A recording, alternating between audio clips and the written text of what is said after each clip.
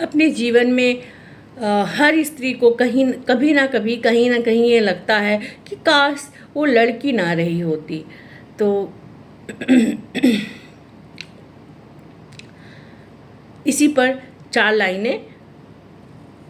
काश मैं लड़की ना होती, काश मैं लड़की ना होती, हर तरफ उठ रही निगाहें, हर तरफ उठ रही निगाहें मुझे अंदर तक ना बेधती, हर तरफ उठ रही निगाहें मुझे अंदर तक ना बेधती।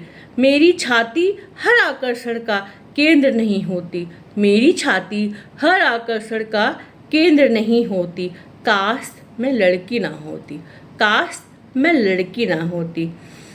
मैं भी लड़कों की तरह आज़ाद होती, मैं भी लड़कों की तरह आज़ाद होती।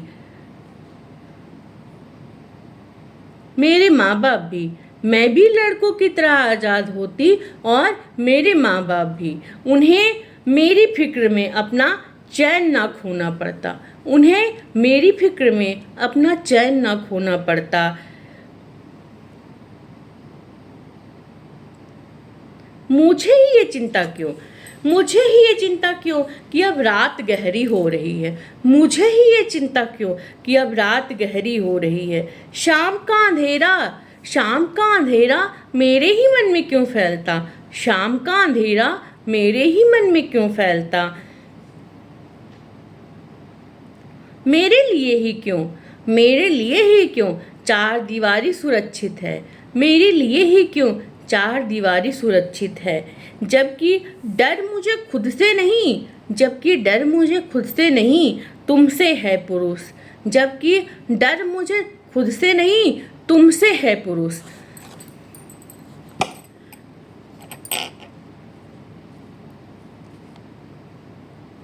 कभी कभी लगता है कि स्त्रीवाद ने हम महिलाओं का बड़ा नुकसान किया है। हम हर चीज़ों को स्त्रीवाद के नज़रिए से देखते हैं, तो कहीं ना कहीं एक पन्ना अधूरा रह जाता है, जीवन का एक कैनवास अधूरा रहता है, जिस पे पुरुषों के संघर्ष को, हम पुरुषों के श्रम को नहीं उभार पाते।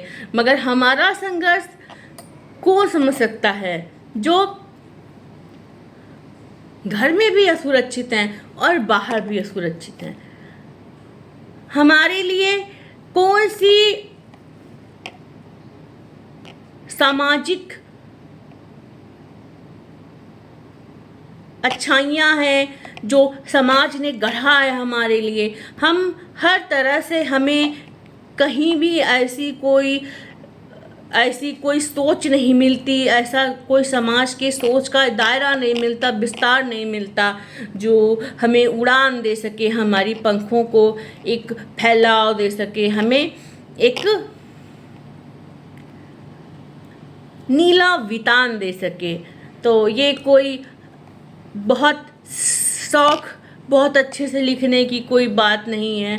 हम शर्मिंदा हैं और ये देश है सीता का बदला लेने वालों के लिए, ये देश है द्रौपदी का बदला लेने वालों के लिए।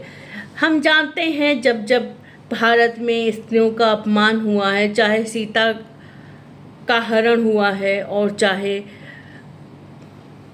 द्रौपदी को नंगा किया गया है भरी सभा में, तो भारत में उसको लेकर एक महाभारत हुआ है। जो भी उससे रिलेटेड पुरुष रहे हैं, जो भी उस समय का समाज रहा है, वह कहीं ना कहीं उद्वेलित हुआ है। अब तो ऐसा लगता है कि कोई उद्वेलन नहीं है, कोई एक ऐसी कैंडल और एक ऐसे मार्च से शायद ही कुछ बदले, पर बदले तो अच्छा है, आने वाली पीढ़ियों के लिए अच्छा है। और हमारी जैसे एक माँओं के लिए भी अच्छा है, हमारी आने वाली पीढ़ियाँ सुरक्षित रहें और ये हवा उनके लिए ऐसी साबित हो कि वह अपनी उर्वरा शक्ति को बढ़ा सकें, अपना विकास कर सकें क्योंकि ये मौका जो आज उन्हें मिला है ये कम नहीं है, क्योंकि उनकी दादी नानी आज स्कूल नहीं गई, वह स्कूल भेजी गई, और उनकी माँ स्कूल गई और वह कॉलेज तक गई, वह डॉक्टर बन रही हैं, इंजीनियर बन रही हैं। तो यह एक बहुत बड़ा मौका है जो उन्हें बुनाना है। तो इसके लिए समाज को उन्हें एक बहुत गहरा दृष्टिकोण भी देना है, बहुत अच्छी समझ भी देनी है, मगर साथ साथ एक सबसे पहली बात यही है कि उन्हें साथ साथ बेटी पढ़ाने बेटी बढ़ाने से सबसे पहली बात है उन्हें सुरक्षित रखना, उन्हें एक ऐसा माहौल देना जो उन्हें एक ऐसी फसल तैयार हो सके, उन्हें इतना मजबूती दे कि वह खुली हवा में सांस ले सकें। ठीक है, और तो कोई शब्द नहीं समझ में आता, और ना समझ में आता है कि इस पर कुछ बोला जाए, क्योंकि ये बातें ऐसी नहीं हैं, ये मुद्दे ऐसे नहीं हैं जो उठाए जाएं तो अच्छे हैं, मगर उठाने पड़ते हैं तो ये हमारे लिए शर्मिंदगी की बात है। धन्यवाद।